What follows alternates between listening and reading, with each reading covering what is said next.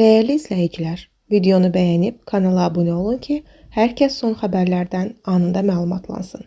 Əməkdar artist Könül Kərimova xeyli çəki atması ilə diqqət çəkib. Xəbər verilir ki, incə səhər verilişinə qatılan müğənni istəyinə çatdığını deyib. O bildirib ki, sağlam qidalanma ilə çəkini itirib. Demişdim ki, arıqlayacağam və etdim. Hələ yenə arıqlayacağam. Elə rahatam ki, artıq çəki xəstəlikdir.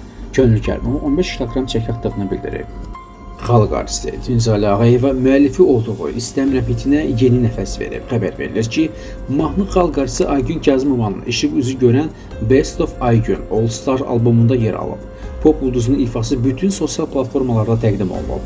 Qeyd edək ki, mahnının sözləri əməkdar incəsənət xadimi Baba Vəziroğluya, musiqisi isə xalq artistinin özünə məxsusdur. Mahnı 8 il öncə Aygün Kazımovanın ifasında səslənib.